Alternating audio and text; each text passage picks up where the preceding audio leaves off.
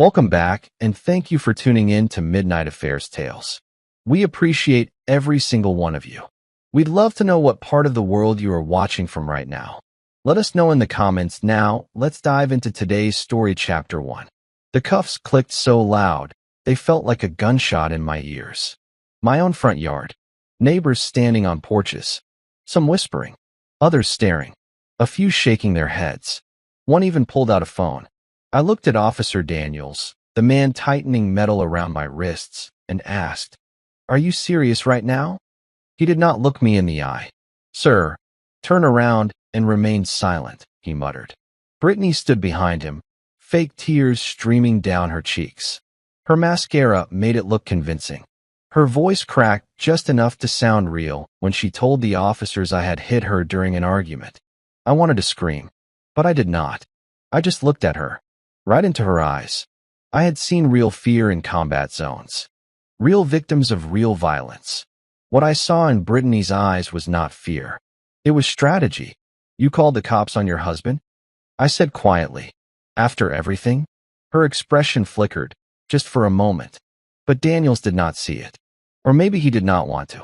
Because Daniels was the one she was cheating with. I did not know it then. But I would soon. Inside the squad car, I felt the whole world tilt sideways. My career, my reputation, my life, it was all hanging by a thread. I looked down at my wrists. I had served 3 tours overseas. I had been shot at, bombed, hunted. But nothing had ever felt like this. This was betrayal. Dressed in a badge. Wearing my wedding ring. And it was about to get worse. Much worse. Wait. I need to tell you something important. Have you ever realized that you keep watching my videos but haven't subscribed yet? This video has reached this point, which means you're enjoying it.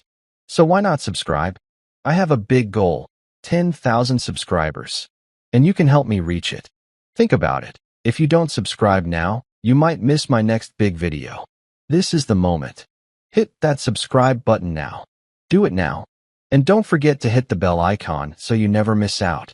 I know you'll do it. And when we hit 10,000 subscribers, I have a special surprise for you. Now let's continue story. I was released the next morning. No charges yet, just questions. Quiet suspicion from people who used to shake my hand. When I stepped back into my own home, it felt like enemy territory. Brittany was sitting on the couch, acting like nothing happened. She looked up from her phone with an expression so blank it made my stomach turn. "Jake, they had to follow protocol," she said. "You got aggressive. You were yelling. You scared me." "I did not touch you." "You scared me," she repeated. That is still valid. The way she weaponized those words, I knew right then. This was not confusion. This was war. I walked through the house slowly.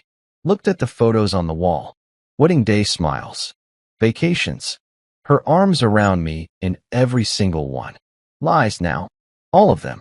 In the kitchen, I saw 2 glasses in the sink. One was smeared with lipstick. The other had fingerprints too big to be hers. I picked up the second glass. Still smelled like whiskey. Was someone here while I was locked up?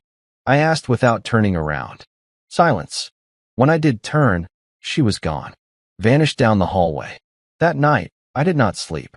I stayed up, watching the footage on my body cam. The one I wore sometimes to manage my PTSD therapy. Military grade. Always recording when activated. And there it was. Clear video. Me standing in the hallway. Calm. Her throwing a wine glass against the wall. Screaming. Punching the air. Storming past me to her phone. Laughing. Texting. Who? I paused the video. Rewound. Zoomed in. Contact name, D. My chest tightened. My throat dried. I knew exactly 1D with that number. Officer Travis Daniels. The man who put cuffs on me. The next morning, I put on a smile that did not belong to me. Want breakfast? I asked Brittany as if nothing had happened. She blinked, confused. You are cooking? Sure. You are still my wife, right? She did not answer that. I scrambled eggs. Made her toast. Played along. Because now I had a mission. And every soldier knows. You never go into battle without knowing the terrain. Over the next few days, I became someone else. Calm. Attentive. Soft-spoken. She dropped her guard. She even left her phone face up once. That was all I needed. I mirrored the contents of her phone to a backup. Every message, every file, every call log. And what I found was darker than I ever imagined. Not just messages with Daniels. Photos, hotel bookings, whispered voice notes. And then one text made my blood freeze. He is not going to find out. If he does, I will say he hit me again. He is military. They will believe me. My hands shook. I had stared down rifles with steadier hands than this. She was not panicking. She was planning. I walked to the bathroom, closed the door, and threw up in the sink. This was not just infidelity. This was a hit job on my name, my record, my life. And she had help. But what she did not know, I had footage. And now I had a plan. 6 months earlier, before the lies, before the betrayal, I was a man who still believed in forever. My name is Jake Callahan. I am 34. I served 3 tours in the Army, Afghanistan, Syria, and Iraq. I have been shot twice, lost friends to both bullets and depression, and seen more blood than a lifetime should carry. But through it all, one thing kept me steady. Brittany. She was my home. My breath when I could not breathe. My anchor when I drifted too far from shore. We met at a barbecue 10 years ago. She handed me a beer, told me my dog tags were crooked, and just smiled. That smile felt like safety. When I left for deployment, she used to write me letters, pages of them. She sent me videos of our daughter, Anna, doing little dances in the living room, or singing into a hairbrush. She made me believe I still mattered outside the battlefield. I clung to that belief like it was body armor. When I came back after my final tour, things were not the same. But I blamed myself. I thought it was the nightmares, the mood swings, the 1,000-yard stare I carried from war zones to Walmart. I did not want to believe Brittany could be cold on purpose. I thought she was just tired. I started wearing a body cam on my vest after my therapist suggested it, to help me analyze my reactions, manage my stress, stay grounded. Never in my life did I imagine that footage would be used to save me from prison. But the warning signs? They were there. Subtle, quiet, like a ticking time bomb under a dinner table. I just did not hear it. Not yet. After syncing Brittany's phone, I started organizing the files like a soldier preparing for an op. Each thread, each message, date stamped, time marked. I built a case like I was writing a mission report. Pick me up at the East Lot again. Same time. You make me forget I am a married woman. You are so much better than him. You make me feel alive. Every message carved something out of my chest. But I did not flinch. Emotions are distractions in a mission. Pain is fuel. I renamed each file and folders. Contact_Daniels. Hotel_receipts. Audio_night of. Then I opened a new folder and labeled it Operation Redemption. Brittany was acting like nothing was wrong. Cooking, cleaning, even asking how I slept. Fake concern laced with guilt. Or maybe arrogance. You know, you have been really sweet lately, she said over coffee. Like old times. I smiled. Just trying to be better. She leaned in, kissed my cheek. My jaw clenched. I smiled wider. That same afternoon, I installed a secondary cam, this time hidden on the hallway light fixture. It caught everything. 3 nights later, I got the footage. Daniels entered through the back door at 10:17 p.m. Brittany greeted him in a robe. They kissed. He walked like he owned the place. I paused the video, rewound, watched again. A man who arrested me for a crime I did not commit had been walking into my house, sleeping with my wife, and helping her build a story that could destroy me. I stared at the screen. My own face looked back at me through the reflection on the monitor, haunted, cold, calm. I did not cry. I made another folder. Home_invasion__badge. The next morning, I took Anna to school. She was 7, bright, talkative, thought the world was fair and kind. Daddy, are you and Mommy fighting? She asked. Why do you say that, sweetheart? She cries when she thinks I am asleep. My throat clenched. Do you feel safe? She nodded. You always keep me safe. That moment carved itself into my bones. When I came home, Brittany was on a video call in the kitchen. She hung up quickly when she saw me. "I was just talking to a parent from school," she said. I nodded. "Everything good?" "Yeah, just a long week." "Same." I wanted to scream. I wanted to throw a chair. But I knew that would give her what she needed. She wanted a reaction. A meltdown. Something she could twist. I gave her stillness. Stillness scares manipulators more than rage. They cannot control silence. Later that night, I sat in the garage and began recording voice memos. Not just for legal backup, no, for me. For clarity. She told everyone I hit her. I said into the mic, but my footage says otherwise. I will not break. I will not lose my daughter. I will not let a lie become my legacy. I stared at the wedding photo on the workbench. Her smile. It used to mean everything. Now it was the mask of my enemy. I whispered into the dark. "You wanted war, Brittany. You married a soldier. 3 weeks. That is how long I played my role. Jake Callahan, the husband trying to heal. The man who forgives. The man who has no idea his world is on fire." Every morning, I kissed Brittany on the forehead, told her I loved her, made breakfast for Anna, braided her hair, and smiled through it all. Inside, I was a storm in silence. I began keeping a journal, handwritten, time-stamped, locked in the garage toolbox. I logged every shift in her behavior, every excuse, every lie wrapped in a pretty tone. I have to stay late. Parent-teacher night. We are short-staffed again. Long day. Oh, that perfume. It is just from the girls' lunch. But Brittany was never good at hiding evidence. One night, she forgot to log out of her school account. I found a message buried in a draft folder, never sent. Sometimes I wonder what it would feel like if he just vanished. If I could start over clean. No military husband, no broken home, just peace. She never sent it. But she typed it. That was enough. The next day, we hosted Anna's birthday party in the backyard. Pink balloons, cake from her favorite bakery, chalk drawings on the pavement. Brittany was laughing, loud, animated, the perfect mom. Everyone bought it. But I saw it. Underneath the mascara and forced cheer. Guilt, fear, control. When I stood beside her, I smiled for the camera too. I even put my arm around her. Friends said, "You two look so happy." I gripped her shoulder a little tighter. She flinched. She knew I knew. She just did not know how much. Yet, Friday evening, the air was thick with heat and the smell of grilled steak.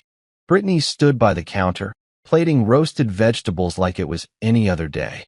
"Jake, we are having a guest over tonight," she said casually. "A guest? Daniels. Travis.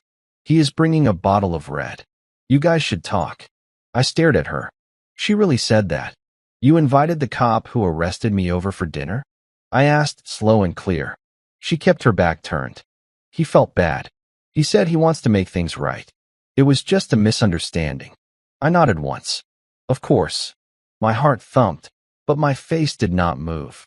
At 7:03 p.m., Officer Travis Daniels stepped into my house. Clean shave, polo shirt, that same smug confidence. "Jake," he said, sticking out a hand. I looked at it, then at Brittany. I shook it firm. 2 seconds longer than comfortable. He smiled. Man to man. I wanted to clear the air. Brittany laughed. "Told you he was mature about this." We sat at the table. I carved the steak, poured wine, passed potatoes. Daniels told stories about high school football. Brittany laughed too loudly. She touched his arm once, quickly, then looked at me. I pretended not to notice. Inside, I was memorizing everything. Tone, timing, eye contact. "Thank you for being civil," Daniels said, raising his glass. I clinked it. To honesty. Later that night, I reviewed hallway footage. Daniels had used the bathroom twice. I checked the timestamps. Watched him pause outside our bedroom. Glance at a framed photo. Smirk. He looked comfortable. Too comfortable. He had no idea that everything he did inside my house was already in my hands. And soon, it would be in the hands of everyone else. That same night, after everyone had gone to bed, I slipped into the office and opened my laptop. I had been building something. A trap. A file labeled bank statements. Divorce plan.xlsx. Brittany had always been nosy. Paranoid. She liked to know more than she should. So I created a decoy document. Filled it with half-truths and fake account transfers. A line in the notes. Hidden fund for attorney. Custody strategy. I uploaded it to our shared cloud folder and waited. 3 nights later, the trap was triggered. She opened it at 1:17 a.m. I got the alert instantly. She stayed in the file for 12 minutes. By 8 a.m., she was sweetness incarnate, kissing my cheek, offering me a second cup of coffee, even made pancakes. Just felt like treating you, she said, eyes shining. I watched her. You have not made pancakes in 6 months. She paused. I guess I just missed the old US. I smiled. Me too. But that was not what I felt. What I felt was control. Precision. The kind of certainty you only get after the plan starts working.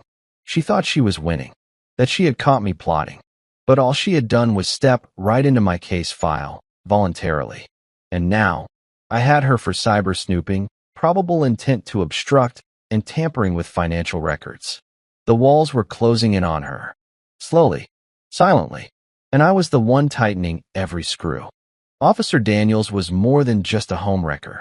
He was a coward in a uniform, shielded by the same badge I once respected. The footage I captured the night of his visit showed more than I hoped for. After using the bathroom, he lingered in the hallway again. He stared at our wedding photo, whispered something under his breath. I enhanced the audio. Should have been me, he mumbled. Then he walked into our bedroom when Brittany followed. The hallway camera picked it up from a distance, voices low, intimate. She said, "He suspects something. Daniels, let him. He cannot prove anything. Brittany, he is smarter than you think." He laughed. "Then we will bury him with his own past." It was all I needed. Not just infidelity, conspiracy. That weekend, I printed stills. A few key transcripts. I put them in a sealed envelope and mailed it to myself. Dated. Postmarked. Legal timestamp. Insurance in case they ever tried to turn this public. At breakfast, I watched them whisper at the edge of the backyard during Anna's soccer practice. Daniels had shown up to support her, Brittany claimed. I stayed on the other side of the field, arms crossed, sunglasses on. They smiled at me. I smiled back. That night, I renamed the operation. From redemption to execution, Brittany had always been composed. She knew how to lie with grace, how to cry on command, how to perform empathy. But liars always overplay their hand. It started with her forgetting Anna's lunch 2 days in a row. Then she missed a parent-teacher meeting she herself had scheduled. I stayed quiet. Logged it all. Rough week. I asked casually as I made dinner. "I am just overwhelmed," she replied, rubbing her temples. "You should talk to someone about that. You know, a counselor. Like the kind you used to be." Her fork froze mid-bite. What is that supposed to mean? Just saying. You used to care about people's emotional health. Maybe it is time to care about your own. She narrowed her eyes. Are you mocking me? I smiled softly. Of course not. She threw her fork into the sink and stormed off. I knew I hit a nerve. She was slipping, and I was going to let her keep slipping until she fell face first into her own mess. Later that night, I went into Anna's room. She was drawing me and Brittany, stick figures holding hands. Why does Mommy always look mad now? She asked. I bent down beside her. Sometimes people pretend for so long, they forget how to be kind. But that is not your fault, okay? She nodded. You are still nice. I kissed her forehead. She is going to destroy herself, I whispered to myself after tucking her in. I am just giving her the mirror to watch it happen. The local community center was planning a charity night. Brittany, ever the image-obsessed counselor, volunteered both of us. Good PR, she said with a bright smile. Show people we are still united. Still united. She had no idea. The event was set for the following Friday. City Hall. Dozens of guests. Her coworkers. My army buddies. Even our neighbors. I spent the week preparing. I did not plan to confront her that night, but I needed the perfect audience to witness what was coming next.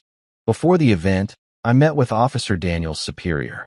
Quietly, off the record, I showed him a flash drive. Footage, audio, dates, names, my arrest video, Brittany's false claim, Daniel's face in my hallway.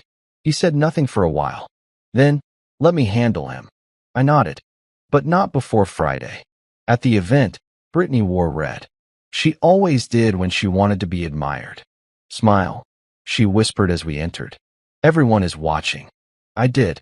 She mingled with guests. Spoke to the crowd about unity and second chances. The irony nearly made me laugh. Then she introduced me. My husband, Jake, my hero, has agreed to say a few words. I walked up slowly, adjusted the mic. Marriage, I began, is built on trust. She smiled proudly from the side. Tonight, I am here not just as a husband, but as a man who knows what it feels like to be betrayed and blamed for something he did not do. Her face shifted. I pulled a small remote from my pocket. Click. The screen behind me lit up. Still frame. Brittany and Daniels, kissing at my front door. The crowd gasped. Brittany dropped her wine glass. Daniels, standing in the corner, bolted for the exit. I stepped back from the mic, calm as ever. Second chances are earned, not faked. And truth does not need permission to speak. The silence in the room was louder than any explosion. This was just the beginning. The charity event ended in chaos. Brittany chased me outside, heels clicking on concrete, voice shaking. Jake, what the hell was that? I turned slowly, calm as winter steel. That was the first warning shot. You embarrassed me. No, you embarrassed yourself. I just gave the truth a microphone. Her face contorted, rage, confusion, panic all blending. You do not get to destroy me because you are bitter. I stepped closer, lowered my voice. You tried to destroy me. You told the police I hit you. You had me arrested. You slept with the cop who cuffed me. And now you are mad that I played your tape out loud. She was trembling. You humiliated me in front of everyone. I leaned in, dead calm. That was not humiliation. That was exposure. She slapped me. Hard. I did not flinch. A few onlookers gasped. I simply said, thank you. That just gave me custody leverage. Then I walked away. Back inside, Officer Daniels was gone. His chair was empty. His badge? That would not be hanging on his chest for much longer.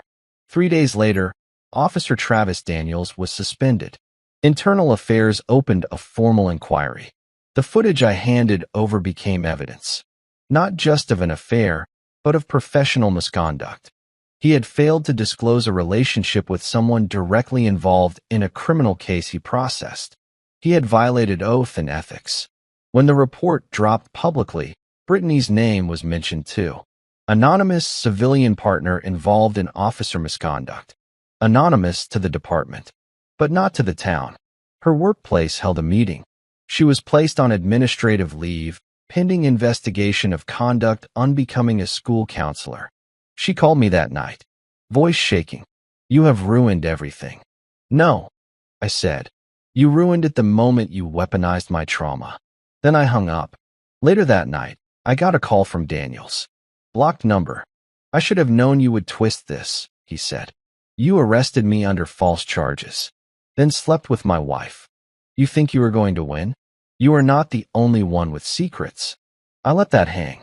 Then bring them out, Travis. Because the difference is, I am not lying about mine. Click. Call ended. Within a week, Brittany was uninvited from a coworker's bridal shower. 2 moms at Anna's school removed her from the carpool rotation. The social pressure came slow at first, then like a tidal wave. Her Instagram comments went from heart emojis to passive-aggressive questions. Thought you said you and Jake were stronger than ever? Was that the same red dress from the charity scandal? She tried damage control, posted a photo of her and Anna, captioned, "No matter what the world throws at us, we stand together." But the comments did not bite. Instead, should have stood beside your husband, not under another man. I said nothing online. Silence, after all, is the sharpest weapon when the world is already watching. Meanwhile, I met with my lawyer. We had everything lined up: arrest footage, hallway recordings, text messages, the cam file from my PTSD rig, and now Brittany's declining mental stability. She has no idea how badly she hurt her own case, the lawyer said. Do not underestimate her, I replied. She is desperate now. Later that evening, I found a note slipped under my garage door. Meet me. One chance. I need to explain. Please. Brittany. I stood there staring at it. She was unraveling. And desperation? That is when people become dangerous. The coffee shop was nearly empty. Just a few college kids on laptops, an old man reading a newspaper, and us. Brittany sat by the window, sunglasses on, hoodie pulled over her head like it could hide the shame on her face. I walked in, calm, confident, not because I was winning, but because I had already won the moment I walked away without yelling. She stood halfway, gave me a nervous half-smile. Jake, thank you for coming. I sat down without shaking her hand. I kept my tone even. Why am I here? I needed to talk. No cameras. No traps. Just talk. I leaned back, arms crossed. Then talk.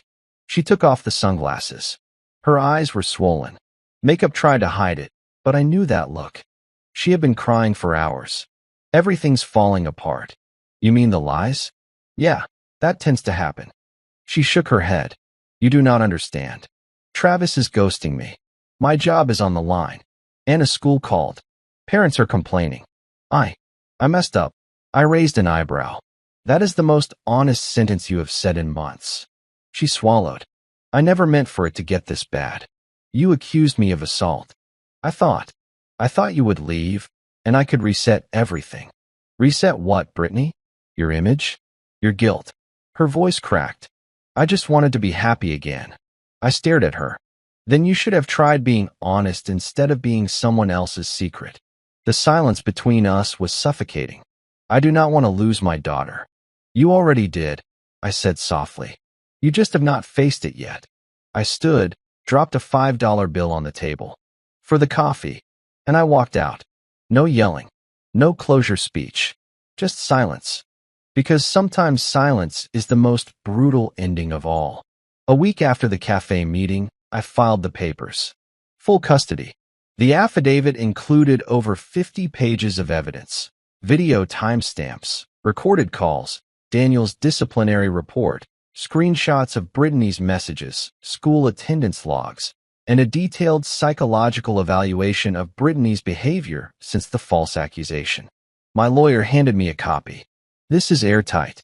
If the judge has any sense of logic, you are walking out of there with your daughter. The court date was set, June 15th, 3 weeks away. In the meantime, Brittany was unraveling publicly. She posted long emotional paragraphs online about being a misunderstood mother, deleted them hours later, then reposted vague quotes about betrayal and heartbreak. People were not buying it. What she did not realize was that the custody court does not care about Instagram posts. It cares about patterns. It cares about safety. And most of all, it cares about truth. Anna stayed with me most nights. Brittany tried to act normal during her limited visits, but Anna had grown quiet around her. Less open, less trusting. Mommy yells at the phone a lot, she said one night while coloring. Does she yell at you? No, Anna said, then paused. But she looks mad even when she is smiling. That hit me harder than anything Brittany ever said. At night, I would rewatch pieces of the footage, not to relive it, but to remind myself of the war I was still fighting. This was not just about winning. It was about making sure Anna grew up in peace. Away from shadows. Away from manipulation. Away from the kind of love that disguises control as care. As the court date approached, things got quieter, which only made me more alert. No calls from Brittany. No surprise visits. No new online tantrums. That silence, it was not surrender. It was calculation. She was planning something. I could feel it. 3 days before the hearing, I received an email from her lawyer requesting a private mediation. The subject line read, "Proposal to settle custody privately. My attorney called me. She is panicking. wants to avoid the courtroom because she knows she will lose. Exactly. But hear this. The proposal includes shared custody, 50-50, with no public court record. I laughed. No record? After everything she has done, she is trying to save face. If this goes to court, she knows it becomes public record. That could destroy her professionally for good. I thought about it. Then I said, decline. I want it all on the record. I wanted the world to remember. I wanted Anna to grow up and know her father did not settle when it came to truth. The next morning, I dropped Anna at school. She hugged me tight. Will everything be okay, Daddy? I smiled and kissed the top of her head. Everything will be better than okay, kiddo. I promise. Then I watched her walk away, backpack bouncing, unaware that her future was being fought for in silent rooms, behind polished tables, under courtroom ceilings. 3 more days, and the storm would be over. But not before the final thunder. June 15th. Family Court, Room 204. Quiet halls. Muted tones. The kind of place where lives are quietly rearranged. I wore a navy blue suit. Hair trimmed. Calm. Focused. Brittany walked in 10 minutes late. Makeup heavy. Designer bag swinging. Behind the eyes, panic. She sat across the aisle with her lawyer, refusing to look at me. The judge entered. Silver hair, sharp gaze. The kind of man who had heard every excuse, every lie, every sob story. My lawyer stood first. He spoke clearly. Your Honor, we are requesting full custody of Anna Callahan based on documented false abuse allegations. Infidelity involving a law enforcement officer assigned to the accuser's claims, emotional instability, and evidence of neglectful parenting behavior during the past 6 months. He handed the file over. Exhibits a through are video, audio, written transcripts, and third-party witness statements. Brittany's lawyer tried to respond, but it was damage control, claims of stress, postpartum depression, a need for a healing space. The judge raised one hand. You filed a domestic violence complaint. It was disproven by body cam footage. Then you proceeded to have a romantic relationship with the arresting officer. Is that correct? Brittany hesitated. Yes, but no buts, the judge cut in. That undermines every part of your testimony, and it puts the integrity of the system itself at risk. Silence. Then came his words. I am granting full legal and physical custody to Mr. Callahan. A gavel. Final. My hands clenched. I exhaled slowly. Brittany did not speak. Her eyes glazed over. The storm had landed, and I walked away with my daughter and my name. The ruling felt like a breath I had held for months. But winning did not feel like celebration. It felt like standing on a battlefield after the smoke clears, bodies gone, silence ringing, nothing left but rubble and blood-stained boots. Anna was safe. That was all that mattered. But I had lost years. Trust. Pieces of myself.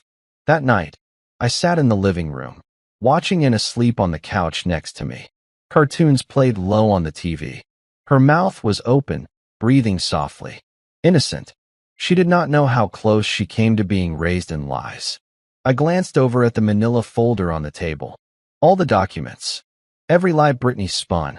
Every piece of proof I collected. I had built that case like a war plan. I had fought like a soldier again, but in a different kind of war. I could have burned the folder. Instead, I slid it into a safe. Not to reopen, just to remember. Later that night, I received an anonymous text from an unlisted number. You think it's over. It isn't. I stared at it. No name. No hint. Just threat. A chill ran through me. Something was not right. And then the twist hit. When I checked the cloud server I used to store all the digital backups, 2 files were missing. Not corrupted. Deleted. From the root. My eyes widened. My mind raced. Only 2 people had that access. Me. And my lawyer. I called my lawyer first thing the next morning. Straight to voicemail. Tried his assistant. She said he was unavailable due to personal emergency. I did not believe it. Not for a second. I drove straight to the office. Doors locked. Lights off. No receptionist. I called again. No answer. Then I checked the digital access log on the cloud storage. My login, untouched. His login. Activity at 2:14 a.m. Someone went in. Removed only 2 files. One showing Daniels entering my house while on duty. The other? The hallway footage showing Brittany and Daniels conspiring. The 2 most damning pieces of the entire case. And they were gone. Permanently. I stood there, gripping my phone so tight it creaked. Why? Why would my lawyer sabotage the very case he had built? Then I remembered something. At one of our early meetings, he mentioned knowing Daniels from back in police academy. Guy used to owe me one, he had joked. I never thought twice. Until now. I opened a private email I had not touched in months.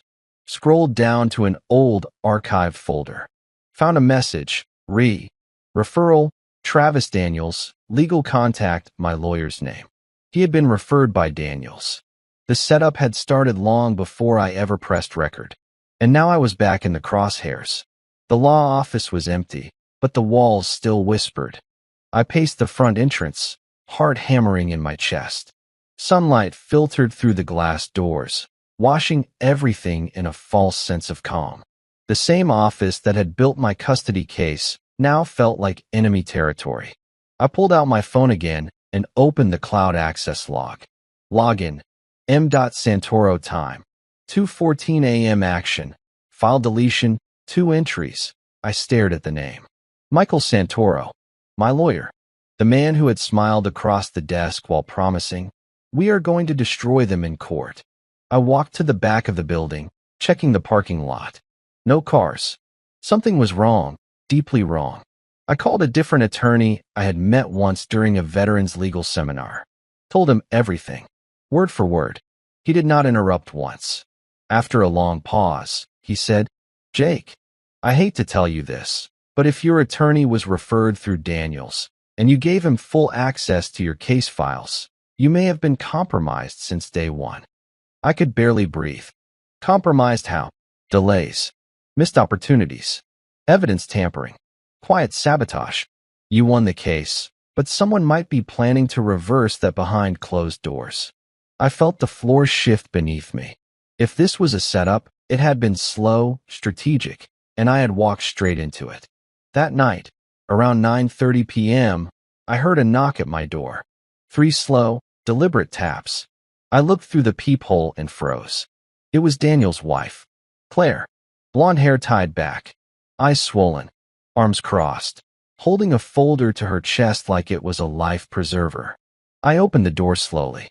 "Claire, I need to talk to you," she said. "Now."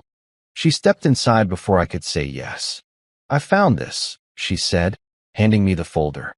"Travis is burning, and he is not going down alone." Inside were printed emails, screenshots, even an old group photo from a police fundraiser. Daniels, my lawyer, Brittany, laughing together, drinks in hand. He told me he would fix everything, that Brittany would win custody eventually, that he had someone on the inside. I swallowed hard. Santoro. She nodded. He referred her. He set the whole thing up months ago. Claire sank into my couch. She looked like she had not slept in days. I tried to stay out of it. But now, Travis is spiraling. He said something about erasing mistakes before they become evidence. I do not know what that means, but you need to be careful. I sat down across from her, staring at the photo. A web of lies, planted months ago, and I was the target all along. The next morning, I was already waiting outside Santoro's building when he arrived. He stepped out of his Audi, briefcase in hand, casual as ever. The man looked untouched, like he had not just buried my evidence 3 nights ago. I stepped in front of him. He paused, mid-step. "Jake, you deleted the footage." He blinked once. "I am not sure what you are. Do not lie. I saw the logs. I have the IP address." Claire gave me the rest. He hesitated, then smiled. Cold, smug. "You got what you wanted. Custody. Name cleared. Why are you still digging?" "Because I want to know how deep this goes." Santoro leaned in slightly, lowering his voice. "Do yourself a favor, Jake. Walk away. You push too hard, and people with real power will start noticing." "You mean Travis?" I mean people who do not want their names in court transcripts. He brushed past me like I was nothing. But I turned slowly, calm, already calling the new lawyer I had spoken to. You were right, I told him. There is more to this. Good, he said. Then it is time to go federal. I hung up, and I knew now. This was never just about revenge. It was about exposing a system that let betrayal wear a badge, a suit, and a wedding ring. 2 days later, I sat inside a sterile office. Fluorescent lights overhead. A seal on the wall that read, Department of Justice, Internal Affairs Division. Across from me sat Special Agent Langley, gray suit, zero expressions, eyes like he had seen too much and forgotten nothing. You brought this, he asked, tapping the flash drive I had handed him. Full files. Evidence of case tampering. An attorney tied to a corrupt officer. Deleted court files. I have the server logs, screenshots, timeline, testimony from the officer's wife. Langley plugged in the drive, scanned the files silently for a few minutes. He looked up. You understand what happens next, right? I am not here to make headlines. I am here to make sure people like that do not bury fathers in courtrooms. Langley gave the faintest nod. This will be reviewed by our integrity unit. If it checks out, there will be indictments. But Jake, yeah? Once this starts, you cannot stop it. They will come after you harder than before. Smear campaigns. Pressure. Maybe worse. You ready for that? I leaned forward. They already came after my name. My daughter. My freedom. I am still standing. He clicked the flash drive closed. Then so are we. Brittany came knocking 3 nights later. I almost did not answer. But Anna was asleep, and I needed to know what stunt was coming next. She stood there in jeans, no makeup, eyes hollow. I want to talk. I stepped outside, closing the door behind me. You need to go. She shook her head. You do not understand. Travis is losing it. He said if I talk, we are both going down. You already talked, Brittany. You talked when you filed a false report. You talked when you schemed with a cop to arrest me. No, she whispered. There is more. I felt the world slow down. What more? She swallowed. There were payments. Under the table. Travis made me sign a statement against you. But he said it was just insurance. That it would never be used unless you pushed back. I stepped back. You signed something? She nodded. Months ago, before the arrest. I did not think he would actually. You gave a pre-written accusation? Tears welled up. I wanted to take it back, Jake. I tried. But now he is threatening me too. I stared at her. You helped him try to destroy me. You were not manipulated. You were involved. I made a mistake. No, I said coldly. You made a choice. She reached out to touch my arm. I stepped back. Get a lawyer. You are going to need one. And I turned, walked inside, and locked the door. Behind me, she collapsed onto the porch steps. But I did not open the door again. The next day, the local paper ran a headline. Veteran cleared in custody case, faces retaliation claims from former attorney. My name. Right there. Photoshopped beside Santoro's face. The article painted it like a he said scenario. Santoro claimed I was harassing him, attempting to blackmail his office over a routine clerical error. It was damage control, but it was working. Online forums lit up. Some called me a liar. Others accused me of gaming the system. I stood in the kitchen, fists clenched, staring at the screen. They were trying to flip the narrative. Rewrite history. I called Langley. You see it? I asked. Yeah, he said. Standard smoke screen. Let them throw dirt. We already subpoenaed Santoro's office. We are moving. I hung up and walked to Anna's room. She was building a Lego castle. I sat down beside her, watching her stack walls without fear. Will I always live with you now? She asked without looking up. I smiled. Yes, that will never change.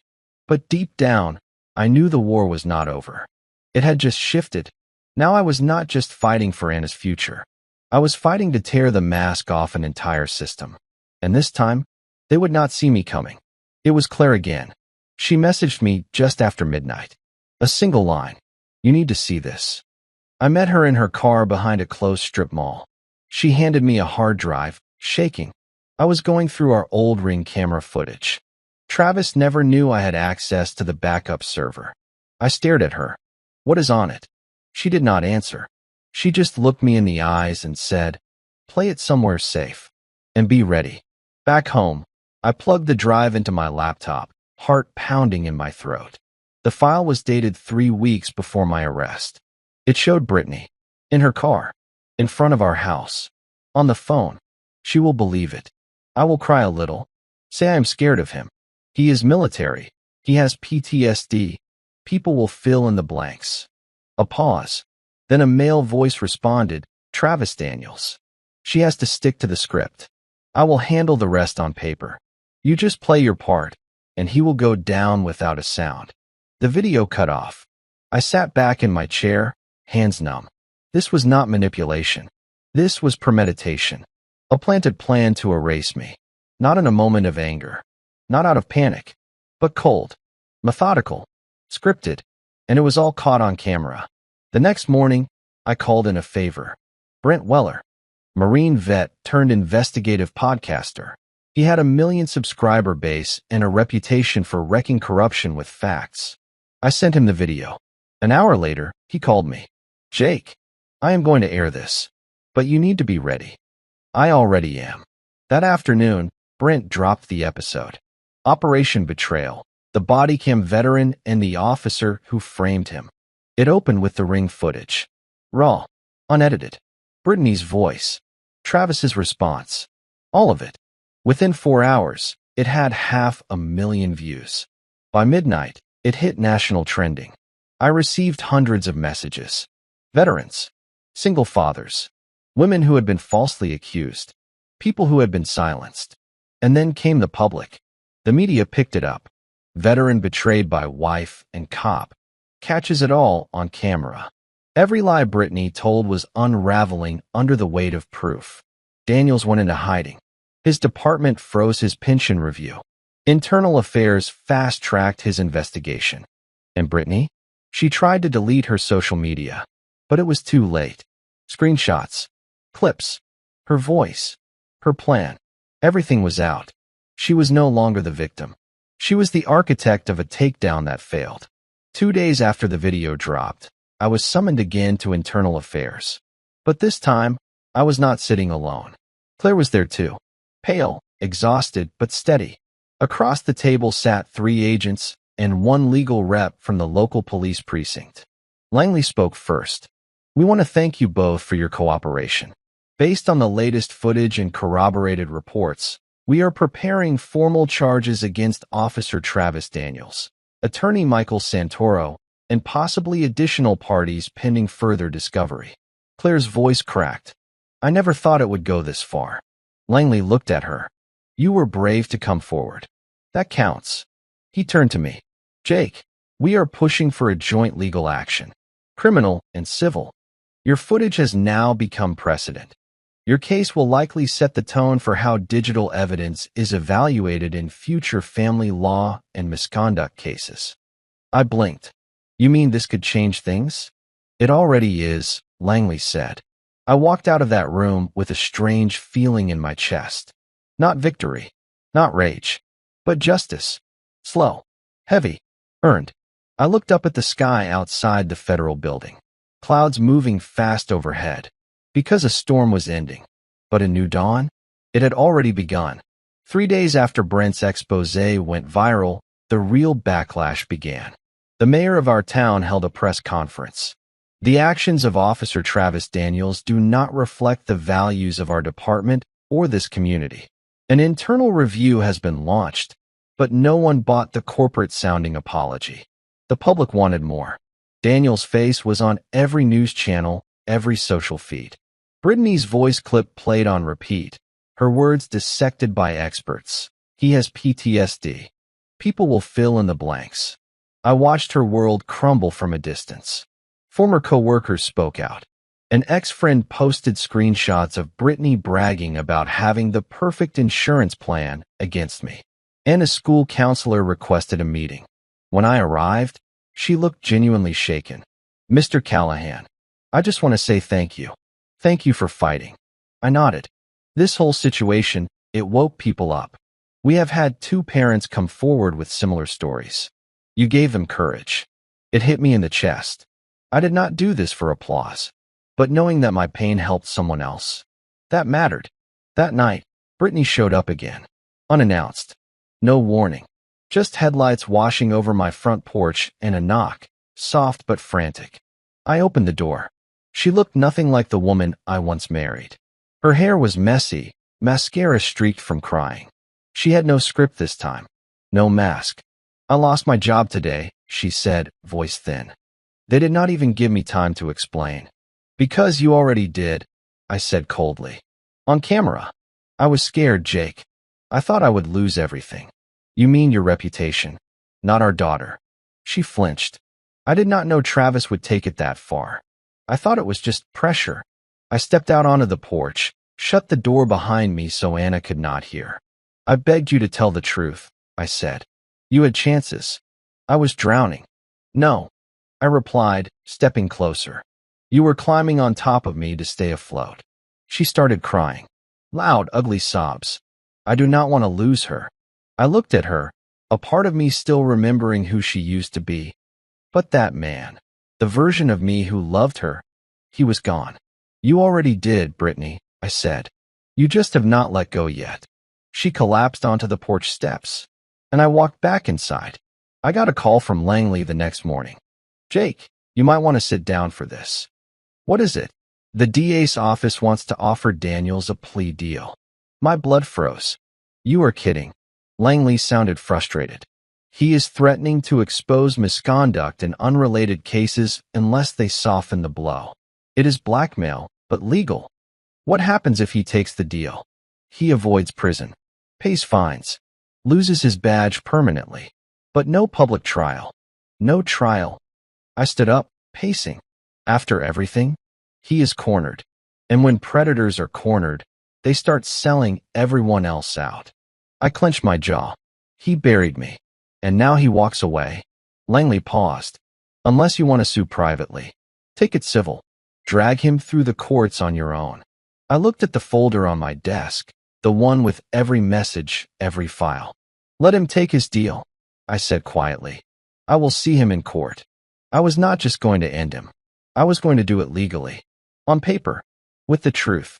The lawsuit was filed 2 days later. Callahan versus Daniels, Brittany, and Santoro. Charges: defamation, malicious prosecution, emotional distress, conspiracy to commit fraud. I expected resistance. I did not expect Daniel's lawyer to call my attorney with a settlement offer immediately. He was scared. Good. Brittany hired a low-tier attorney. Could not afford anything better after losing her job. Santoro? His law license was under review. I sat in the courtroom with my new legal team, watching them squirm. One by one, Daniels avoided my gaze. Brittany did not even show up that day. Just her lawyer, carrying a pathetic folder like it could shield her from the wreckage she caused. The judge reviewed our evidence. This case, he said, is one of the most calculated abuses of the legal system I have seen in recent years. We will proceed.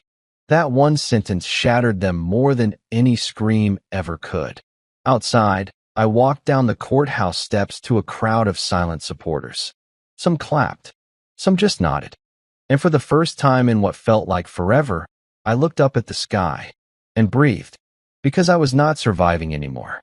I was winning. With the civil case now live, the pressure shifted.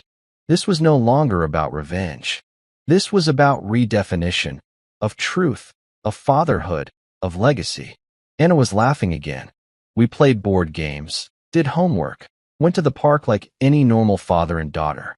But even in peace, I stayed sharp. Trauma teaches you never to exhale too deep. Brittany stopped reaching out. No texts, no visits, not even fake apologies. She was probably preparing her own version of damage control.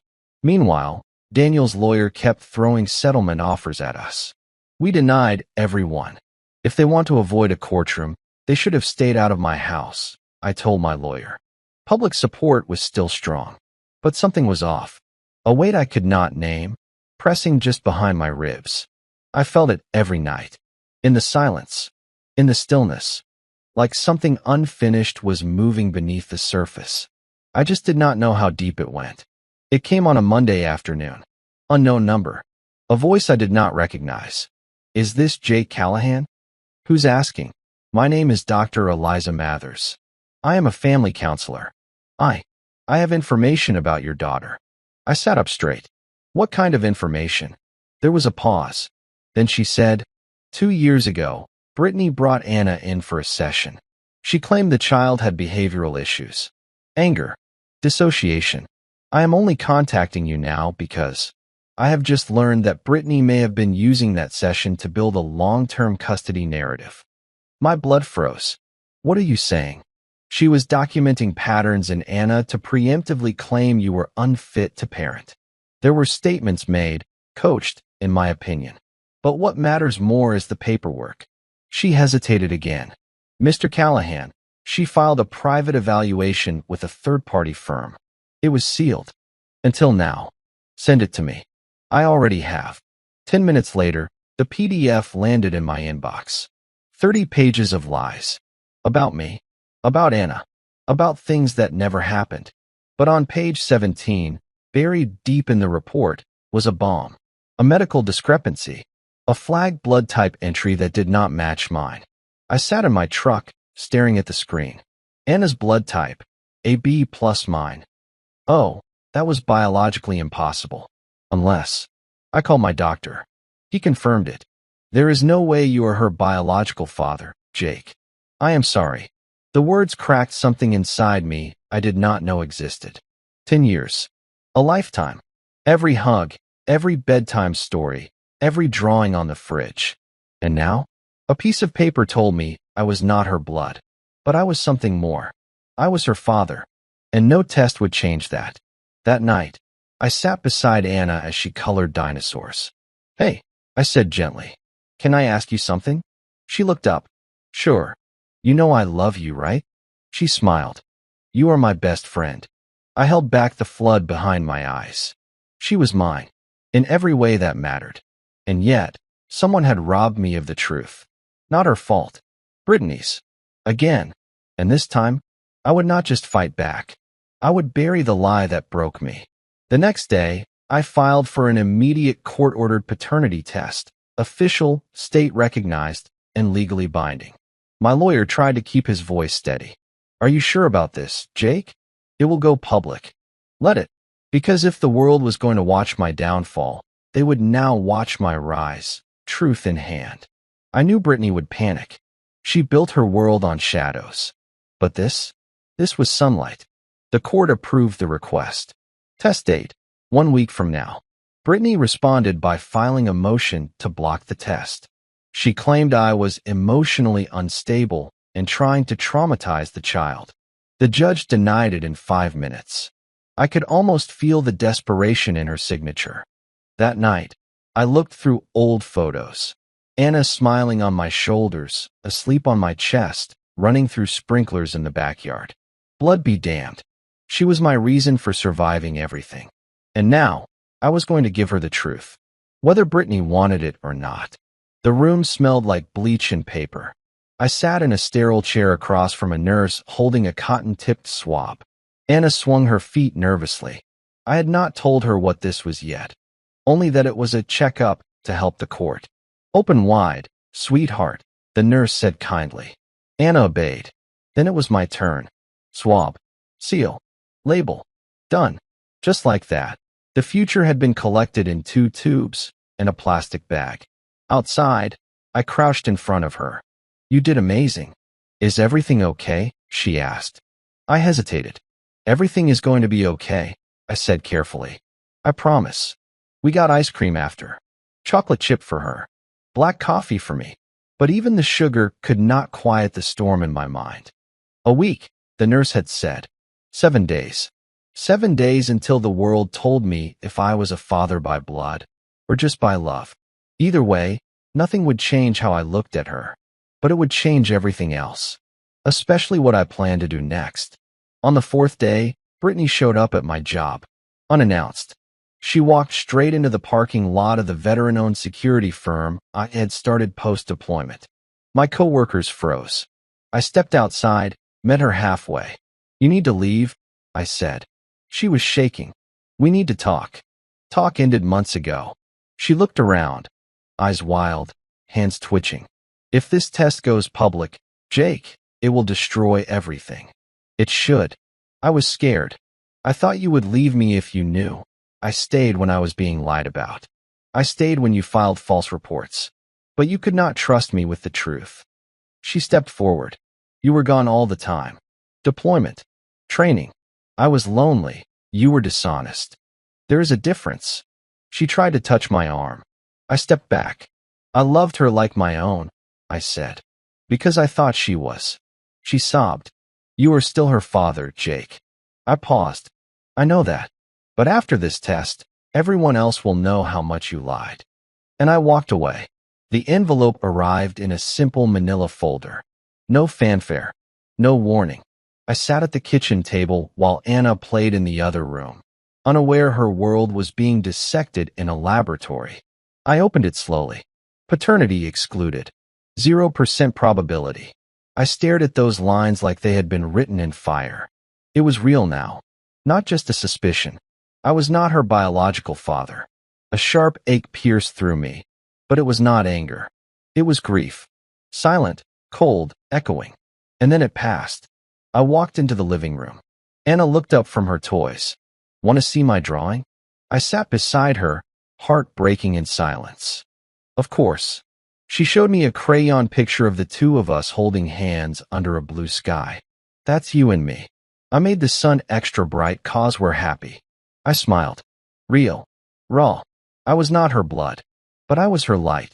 And I would fight harder now than I ever had before.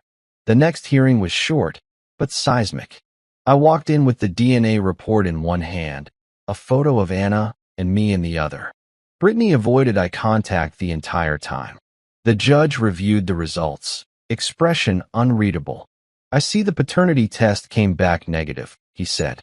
"Yes, Your Honor," my lawyer confirmed.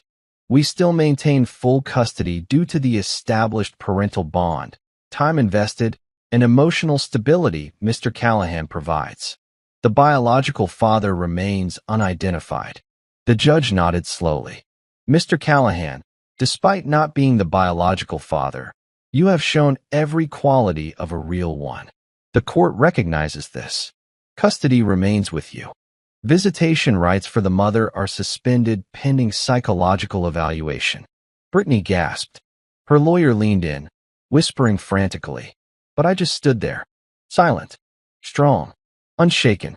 Because for the first time, the system saw what I had always known. Fatherhood is not in the blood. It is in the choice to stay. And I never left. Travis Daniels thought silence would protect him. He had stayed low, disappeared from the public, denied every interview request, and claimed no comment more times than he ever did his job with integrity. But silence does not erase evidence. And it does not erase what I had. Brent Weller's podcast crew found more. A retired cop came forward anonymously, claiming Daniels had falsified at least 3 other arrest reports in his earlier years on the force. 2 of those people had lost custody of their children. Brent called me that evening. "You want to finish this or not?" "I want the whole city to hear him beg." That week, we aired the full piece. The badge and the betrayal, Daniel's legacy of lies. It was not just my story anymore. It was his pattern. Brent closed the segment with this. If this man had not been caught lying about a veteran father, how many more would have paid the price for his unchecked power? The clip went viral in less than 6 hours. The next morning, Daniel's attorney withdrew from his case. By noon, he was served with a second subpoena, this time from a former client. Justice had finally put on its boots. Brittany filed one last emergency petition.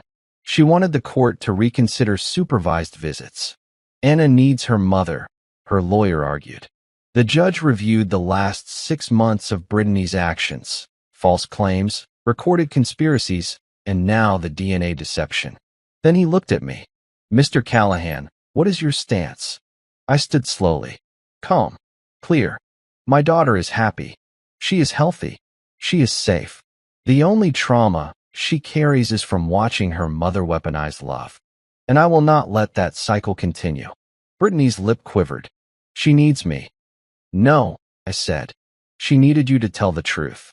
Years ago, the judge closed the file. Petition denied. No contact for the next 12 months.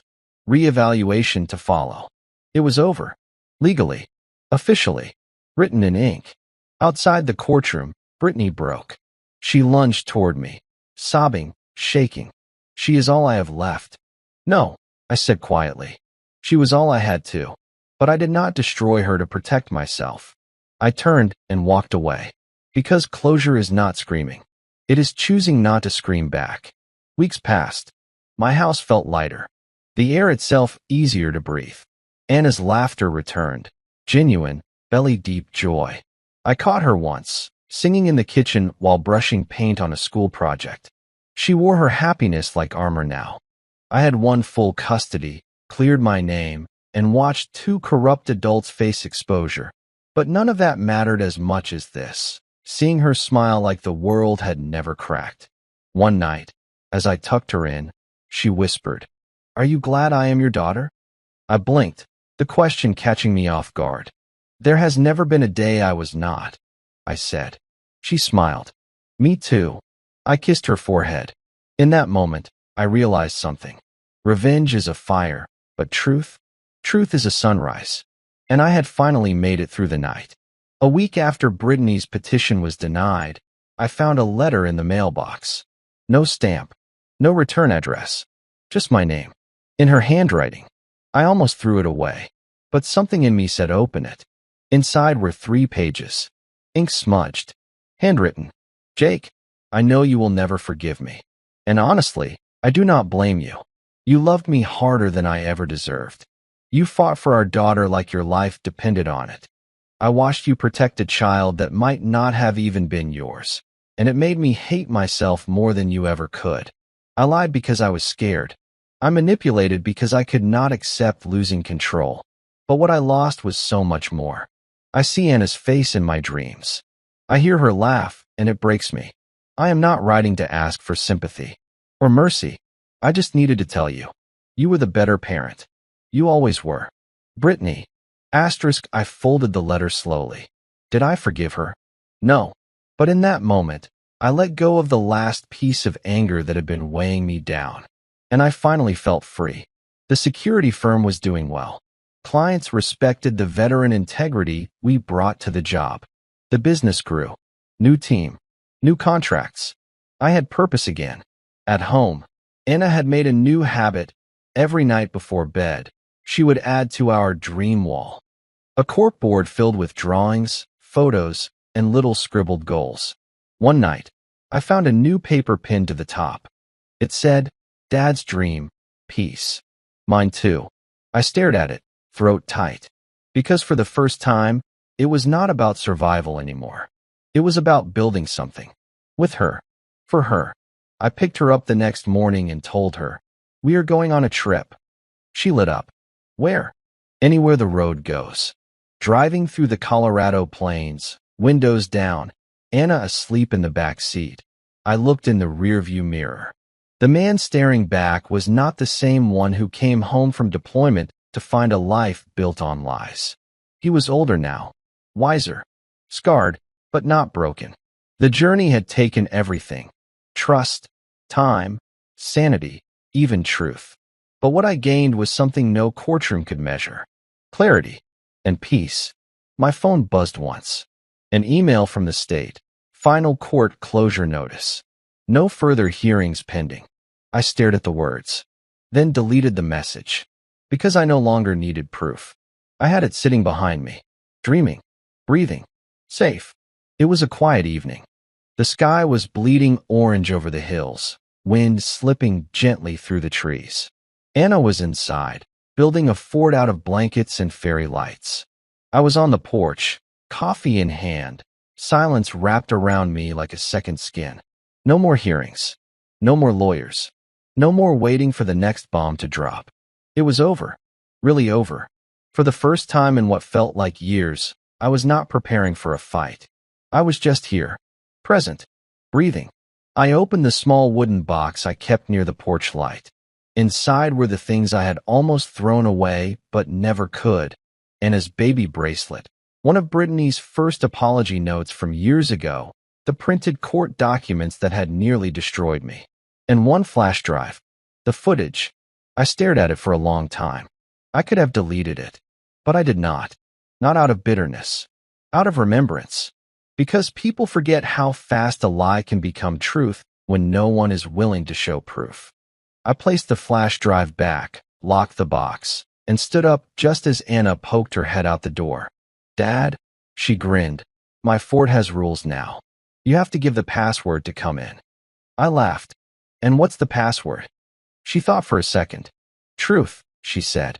"Only people who tell the truth can come in." I smiled. "Damn right." 1 year later, Anna and I stood near a lake in Oregon, skipping stones under a silver sky. She was taller now, stronger, a little more sure of herself. So was I? The pain had not vanished. It had just changed shape. It lived quietly in the background now, like an old scar you can still feel when it rains. I had not seen Brittany again. Last I heard, she moved out of state.